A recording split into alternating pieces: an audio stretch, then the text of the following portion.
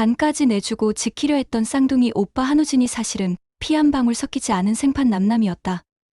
게다가 운명은 그녀에게 더 가혹한 장난을 준비하고 있었는데요. 바로 지은호가 죽은 김다정의 잃어버린 조카였다는 사실입니다. 거짓으로 시작해 비극으로 치닫는 이 숨막히는 이야기, 지금 시작합니다. 구독과 좋아요 부탁합니다. 가장 잔인한 거짓말은 언제나 가장 숭고해 보이는 희생의 가면을 쓰고 찾아오는 법인데요. 바로 지금 지은호가 누워있는 그 병실의 풍경이 딱 그랬습니다. 수술실의 붉은 등이 꺼지고 모두가 다행이다며 안도의 한숨을 내쉬던 그 순간이 사실은 자신의 인생을 송두리째 갉아먹을 악마의 그림자였다는 걸 알게 된다면 어떨까요? 지은호의 배에 선명하게 그어진 붉은 수술 자국, 그건 영광의 상처가 아니라 철저하게 계산된 사기극의 영수증이나 다름없었으니까요. 이야기는 겉으로는 평화로워 보이는 병실 밖 진료기록실에서부터 균열을 일으키기 시작했습니다. 박영라와 함께 고성이 몰래 병원을 드나들던 이지환이 정말 우연히 그 판도라의 상자를 열게 된 건데요. 병원에서 고성이의 수상한 움직임이 없는지 살피던 이지환의 귀에 담당 주치의와 수간호사의 은밀하고도 다급한 목소리가 꽂혔던 겁니다. 과장님, 이거 검사기기 오류 아닙니까? 아무리 그래도 모녀지간의 유전자 일치율이 0%라니요. 이건 그냥 남남이라는 소리잖아요. 이지환은 그 순간 숨을 멈췄습니다.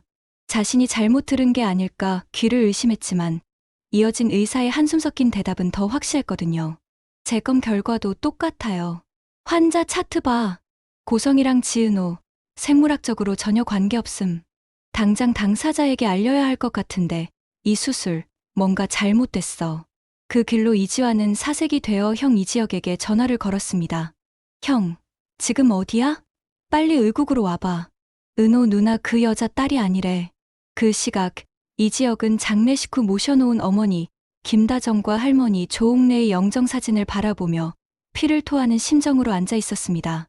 사랑하는 가족을 한순간에 둘이나 잃은 슬픔에 잠겨 있으면서도 마음 한구석은 수술을 받고 있는 지은호 걱정으로 타들어가던 중이었는데요. 동생의 전화를 받고 튀어나가는 이지혁의 발걸음은 마치 벼랑 끝을 달리는 사람처럼 위태로웠습니다. 의국 문을 박차고 들어간 이지혁이 의사의 멱살을 잡다시피 하여 확인한 모니터 화면 속 데이터. 그곳엔 차가운 진실만이 덩그러니 놓여 있었죠. 친자관계 성립 확률 0%. 이지혁은 그 자리에서 무너져 내릴 뻔했습니다. 지은호가 자신의 간을 떼어주면서까지 지키려 했던 혈육의 정이 전부 새빨간 거짓말이었다니요. 이지혁의 머릿속에서 퍼즐 조각들이 소름 끼치는 소리를 내며 맞춰지기 시작했습니다. 고성이가 왜 그토록 수술을 서둘렀는지, 왜 지은호에게만 유독 희생을 강요하면서도 뒤돌아서면 차가운 눈빛을 했는지 말이죠. 하지만 이건 시작에 불과했습니다. 더 끔찍한 진실이 경찰서에서 터져나오고 있었으니까요. 교통사고를 수사하던 강력계 형사는 며칠째 잠도 못 자고 CCTV와 통화 내역을 파고 있었는데요.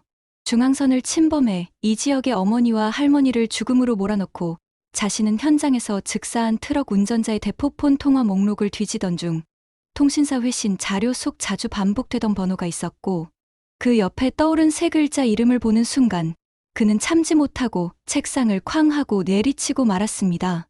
고성이, 이 여자가 왜 여기서 나와? 형사의 눈빛이 매섭게 번뜩였습니다. 단순한 사고가 아니라는 직감이 뇌리를 스쳤죠. 형사는 즉시 고성이의 과거 행적을 털기 시작했습니다. 그리고 20년도 훨씬 넘은 시간, 머릿속 먼지 쌓인 미제 사건 파일 속에서 고성이라는 이름을 다시 기억하게 되는데요. 파주 감나무 보육원 화재 및 영유아 실종 사건. 당시 보육원 조리사로 일했던 고성이는 화재가 나던 날 밤 종적을 감췄던 유력 용의자였습니다. 그런데 더 충격적인 건 당시 실종된 아이의 사진이었습니다. 형사는 모니터에 띄워진 20년 전 실종 아동 박민우의 사진과 현재 병실에 누워있는 한우진의 사진을 나란히 놓아보았습니다. 소름 끼칠 정도로 똑같았습니다. 눈매, 콧날, 심지어 귀 모양까지. 고성이가 훔쳐 달아난 아이는 바로 한우진이었던 겁니다. 그렇다면 도대체 왜 고성이는 남의 아이를 훔쳐서 26년이나 키운 걸까요? 형사가 파악한 고성이의 과거는 욕망으로 점철된 막장 드라마 그 자체였습니다. 불임 판정을 받고 아이를 가질 수 없었던 고성이. 하지만 그녀에게 아이는 모성의 대상이 아니라 신분 상승을 위한 도구였습니다. 화재의 혼란을 틈타 부모 잃은 잘생긴 남자아이를 납치해 자신의 호적에 올린 뒤 그녀는 세상 사람들을 향해 완벽한 연기를 펼쳤습니다. 남편 없이 홀로 아들을 키우는 생활력 강하고 헌신적인 어머니. 이 기가 막힌 서사는 남자들의 보호 본능을 자극하기에 충분했죠. 박진석 회장이 그녀에게 넘어간 결정적인 이유도 바로 이 가짜 모성애 때문이었습니다. 고성희에게 한우진은 사랑하는 아들이 아니라 자신을 돋보이게 만들어주는 세상에서 가장 값비싼 명품 액세서리였던 셈입니다. 그런데 그 액세서리가 고장이 난 겁니다. 간부전이라는 치명적인 고장이요. 고성희는 당황했을 겁니다. 아들이 죽으면 자신의 헌신적인 어머니 이미지가 깨지고 박진석과의 연결고리도 약해질 테니까요. 그래서 그녀는 과거의 기억을 더듬어 수리 부품을 찾아냈습니다. 사실 26년 전 고성희가 보육원 화재 현장에서 훔쳐나온 건 한우진 혼자가 아니었거든요. 당시 보육원에서 유난히 박민우 즉 한우진과 떨어지지 않으려 했고 늘 손을 꼭 잡고 다니던 단짝 지은호. 울며 불며 매달리는 아이들을 억지로 떼어놓으면 행여나 사람들의 이목을 끌까 두려워 고성희는 엉겁결에 은호까지 함께 데리고 도망쳤던 겁니다. 하지만 신분을 세탁하고 도망자 생활을 해야 하는 그녀에게 아이 둘은 감당하기 힘든 짐이자 사치였습니다. 결국 그녀는 비정한 계산기를 두드렸습니다. 내 인생을 바꿀 도구는 아들 하나면 좋게. 그렇게 고성희는 연고도 없는 먼 타지 청주의 한 보육원 앞에 어린 지은호를 비정하게 내다 버렸습니다. 그랬던 그녀가 26년이 지나 금지옥엽 키운 도구인 아들이 죽게 생기자 자신이 쓰레기처럼 버렸던 그 아이를 다시 떠올린 겁니다. 그리고는 뻔뻔하게도 지은호를 찾아가 내가 내 엄마란다. 그동안 잃어버려서 얼마나 찾았는지 모른다. 며 거짓 눈물을 흘렸던 거죠. 지은호는 자신을 2번이나 죽이는 줄도 모르고 쌍둥이라는 말에 속아 자신의 간을 기꺼이 내어주게 된 것입니다. 한편 마취가 덜 풀린 몽롱한 정신 속에서도 지은호의 신경은 온통 수술 결과에 쏠려 있었습니다. 배가 찢어지는 듯한 고통이 밀려왔지만 그녀는 이를 악물고 눈을 떴습니다. 텅 빈 병실. 보호자용 간이 침대에는 엄마 정순이가 누워 있었습니다. 역시 안 왔구나. 지은호는 씁쓸한 미소를 지었습니다. 예상은 했습니다. 고성희가 자신에게 접근한 이유가 오로지 간 때문이라는 걸 알고 있었으니까요. 엄마라는 작자가 수술 전날에도 걱정보다는 수치 관리 잘해라는 말만 늘어놓을 때부터 기대 따윈 접었습니다.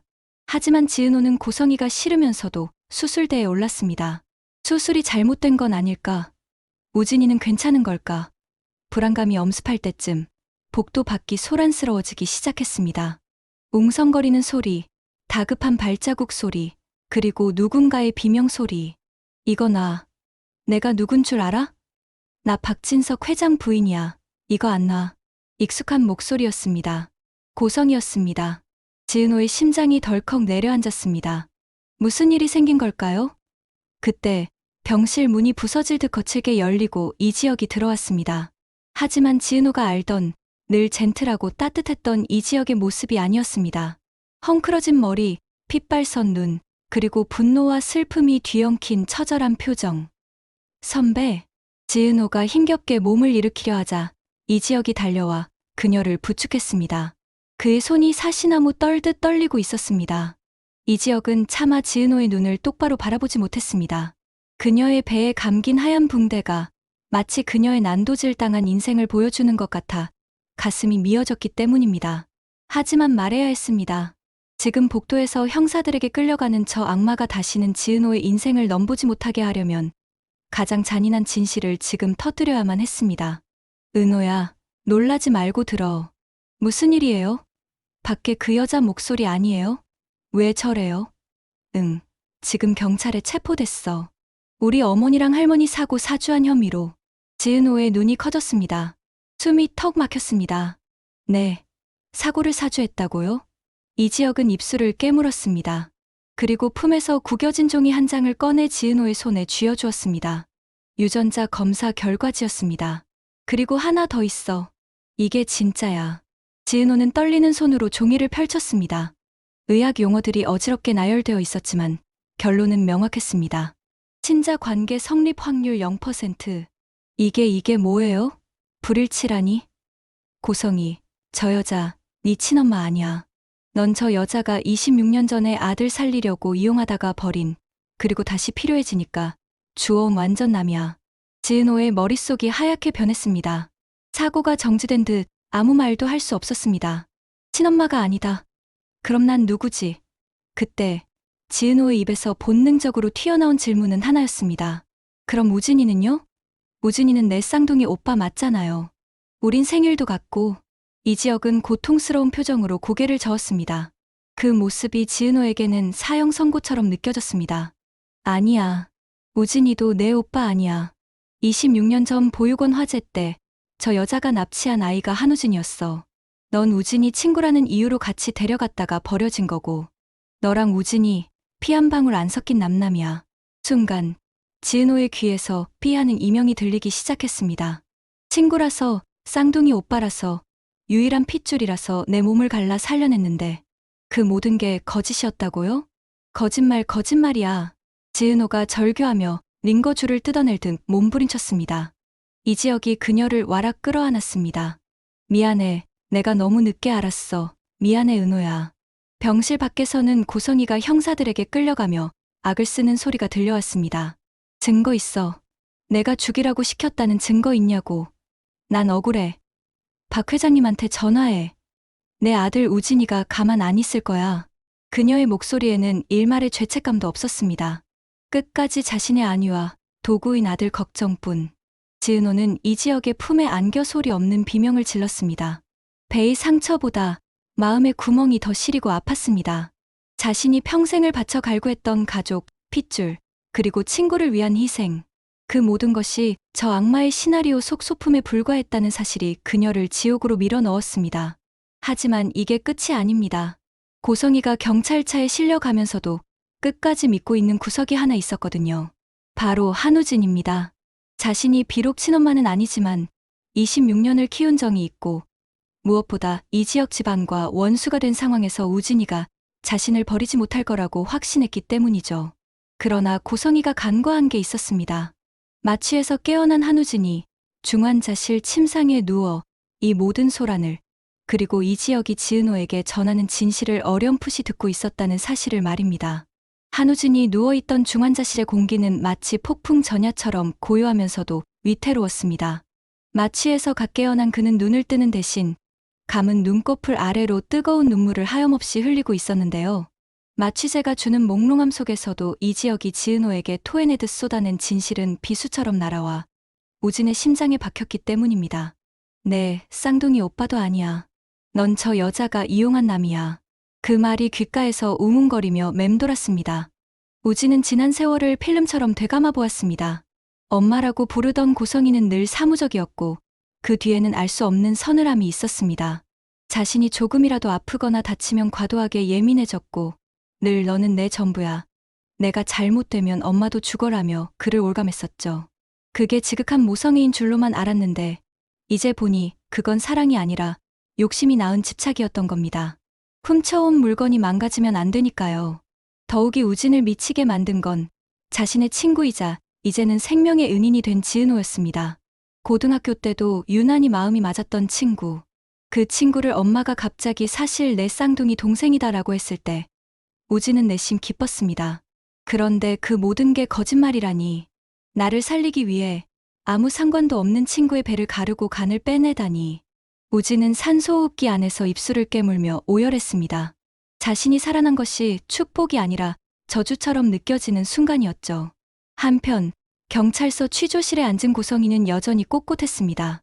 형사들이 들이미는 증거들 앞에서도 그녀는 눈 하나 깜짝하지 않았는데요.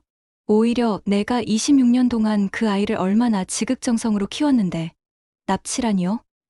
불길 속에서 버려진 애를 구해서 내 자식처럼 키운 게 죄입니까? 라며 적반하장으로 소리를 질렀습니다. 그녀의 믿는 구석은 단 하나, 남편 박진석 회장이었습니다. 박 회장이 자신의 변호인단을 보내 이 상황을 정리해 줄 거라 굳게 믿고 있었던 거죠. 하지만 그녀가 모르는 사실이 있었습니다. 박진석 회장이 가장 혐오하는 것이 바로 거짓말이라는 것을요. 방금 전 병원 장례식장 VIP 대기실. 박진석 회장은 무거운 표정으로 차를 마시고 있었습니다. 그는 방금 교통사고로 세상을 떠난 이지혁의 모친과 조모의 빈소에 조문을 마치고 나온 길이었습니다. 아무리 사람 목숨이 파리 목숨이라지만 하루아침에 상주가 된 지역군을 보니 내 마음이 다 쓰리더구나. 성재 너가 친구 잘 챙겨줘라. 박진석은 혀를 차며 옆에 앉은 아들 성재를 보았습니다. 그런데 성재의 안색이 사색이 되어 식은땀을 흘리고 있었습니다. 박진석은 고개를 갸웃했습니다. 성재야, 어디 아프냐? 안색이 왜 그래? 그러고 보니 내 엄마는 왜 안 보이는 거야? 아까 나 조문하는 동안 잠깐 어디 다녀온다더니. 박진석은 아내 고성이가 아는 지인의 딸이 수술을 해서 보호자로 와 있다. 잠깐 얼굴만 보고 오겠다고 했던 말을 철석같이 믿고 있었습니다. 사실 고성이는 남편이 장례식장에 온다는 소식에 기겁을 하고 혹시라도 중환자실에 있는 아들과 마주칠까봐 당신은 바쁘신데 조문만 하고 얼른 가세요라며 등을 떠밀다 사라진 상태였죠. 박성재는 마른 침을 삼켰습니다. 주머니 속 유전자 검사 결과지가 불덩이처럼 느껴졌습니다. 아버지는 지금 이 병원 위층 중환자실에 미국에 있는 줄로만 아는 아들 우진이가 누워있다는 사실을 꿈에도 모르고 계십니다. 성재는 결심한 듯 입을 열었습니다. 아버지 드릴 말씀이 있어요. 놀라지 말고 들으세요. 무슨 일인데 그래? 회사에 문제라도 생겼냐? 아니요, 어머니 말씀인데요. 박성재는 떨리는 손으로 서류 봉투를 테이블 위에 꺼내 놓았습니다. 아버지, 지금 경찰들이 병원으로 오고 있어요. 경찰이 여길 왜 와? 지역인의 사고 낸 가해자는 죽었다며. 가해자가 아니라 사주한 사람을 잡으러 오는 거예요. 사주. 누가 지역인의 사고를 사주했단 말이냐? 박성재는 눈을 질끈 감고 내뱉었습니다. 어머니요. 어머니가 사고 차량 운전자한테 돈을 보낸 증거가 나왔대요. 뭐라고? 너 지금 제정신이냐? 내 엄마가 어떤 사람인데 그런 끔찍한 소리를 해. 박진석은 버럭 화를 내며 자리에서 벌떡 일어났습니다. 하지만 박성재는 물러서지 않고 더 큰 폭탄을 터뜨렸습니다. 그리고 아버지 우진이 미국 보스턴에 없어요. 박진석의 움직임이 딱 멈췄습니다. 그게 무슨 소리냐? 저번 주에도 보스턴에서 공부하느라 바쁘다고 내 엄마가. 거짓말이에요. 우진이 지금 이 병원 위층 중환자실에 있어요. 간부전 말기라 아까 수술 끝났고요. 박진석은 멍하니 아들을 바라봤습니다. 머릿속이 뒤죽박죽 엉키기 시작했습니다. 조문하러 온 이 병원에 유학 간 줄 알았던 아들이 사경을 헤매고 있었다고? 우진이가 여기 있다고? 그럼 아까 내 엄마가 수술실 앞에 가본다던 게 지인 딸이 아니라 우진이 때문이었어? 네. 그리고 우진이한테 간 이식해준 사람 은호 씨예요. 박진석은 다리에 힘이 풀려 소파에 주저앉았습니다. 은호 양이, 아니, 생판남인 아가씨가 왜 우진이한테 간을 줘? 박성재는 침통한 표정으로 마지막 진실인 유전자 검사 결과지를 내밀었습니다. 어머니가 아버지를 속이신 거예요. 어머니는 은호 씨가 친딸이라고 거짓말해서 간을 받아냈어요. 근데 검사 결과 보세요. 친자 불일치예요. 남의 집 귀한 딸을 거짓말로 속여서 우진이 부속품으로 쓴 거라고요. 이게 다 무슨. 박진석이 서류를 집어들려던 찰나 대기실 문이 벌컥 열리며 밖이 소란스러워졌습니다. 복도 끝에서 고성이의 날카로운 비명 소리가 들려왔습니다. 이거 내가 누군 줄 알아? 박진석 회장 아내야. 여보. 조문을 마치고 쉬고 있던 박진석. 경찰에게 양팔이 붙들린 채 끌려가는 아내 고성이와 눈이 마주쳤습니다. 그는 손에 쥔 유전자 결과지와 창백한 얼굴의 아들을 번갈아 보며 평생을 바쳐 믿어온 아내의 모성이 추악한 범죄였음을 깨닫고 가슴을 부여잡았습니다. 복도 끝에서 경찰들에게 양팔이 붙들린 채 끌려오던 고성이. 그녀는 VIP 대기실 문이 열리고 그 앞에 서 있는 남편 박진석 회장을 발견하자마자 구세주라도 만난 듯 눈을 번뜩였습니다. 그녀의 헝클어진 머리와 번져버린 화장은 우아한 사모님의 가면이 벗겨진 지 오래였지만 그녀는 마지막까지 그 끈을 놓지 않으려고 발버둥 쳤는데요. 여보, 나 좀 봐요. 이거 다 오해예요. 저 사람들이 나를 모함하는 거라고요. 변호사 좀 불러줘요. 네. 고성이는 박진석의 바짓가랑이라도 잡을 기세로 매달렸습니다. 하지만 박진석의 반응은 차가웠습니다. 아니, 차갑다기보다는 무참히 부서져 버린 남자의 허망함에 가까웠죠. 그는 손에 쥐고 있던 종이 한 장을 고성이의 눈앞에 천천히 들어 보였습니다. 바로 친자 불일치가 선명하게 찍힌 유전자 검사 결과지였습니다. 오해. 이게 오해라고? 박진석의 목소리는 낮게 떨리고 있었지만 그 안에 담긴 분노는 병원 복도를 얼어붙게 만들기에 충분했습니다. 당신 입으로 그랬지. 가슴으로 낳은 자식도 자식이지만 핏줄 당기는 건 어쩔 수 없다고. 근데 그게 다 쇼였어. 우진이 미국에 있는 척 속이고 여기 숨겨놓고 남의 집 멀쩡한 딸 배를 갈라서 부속품으로 쓰려고 그런 짓을 벌인 거야? 고성이의 동공이 지진이 난 듯 흔들렸습니다. 아니, 여보. 그건 우진이를 살리려고. 당신도 우진이 아끼잖아. 우리 아들 살려야 했잖아. 닥쳐. 박진석이 처음으로 고함을 질렀습니다. 남의 생명 짓밟고 자기 목숨 구걸하는 게 사람이 할 짓이야? 그리고 당신이 교통사고로 위장해 죽인 사람들은 당신한테 무슨 죽을 죄를 졌길래. 박진석은 고개를 돌려 경찰에게 손짓했습니다. 더 이상 듣고 싶지 않다는 자신의 인생에서 이 여자를 도려내겠다는 명확한 신호였죠. 데려가시오. 법이 허용하는 가장 무거운 벌을 받게 해주시오. 내 변호인단은 이 사람을 위해 움직이지 않을 겁니다. 여보, 회장님, 당신 이러면 안 돼. 내가 당신 내조를 얼마나 했는데. 으악, 경찰의 손에 이끌려 사라지는 고성이의 처절한 비명이 복도에 메아리쳤습니다. 박진석은 그 자리에 무너지듯 주저앉았고 아들 성재가 침통한 표정으로 아버지를 부축했죠. 평생을 완벽한 가정을 꿈꿨던 한 남자의 세계가 완전히 붕괴되는 순간이었습니다. 소란이 잦아든 병실에는 무거운 침묵만이 감돌고 있었습니다. 지은호는 멍하니 자신의 배를 내려다보고 있었습니다. 이지혁이 다가와 조심스럽게 어깨를 감싸려 했지만 지은호는 움찔하며 몸을 피했습니다. 그녀의 눈에는 눈물 대신 깊은 죄책감이 고여 있었는데요. 선배, 오지 마요. 은호야, 왜 그래? 나 공범이야. 그 여자가 시키는 대로 했잖아. 결국 내가 간을 줘서 그 여자 계획을 성공시킨 거잖아. 그리고 그 여자가 지혁 씨 어머니랑 할머니를.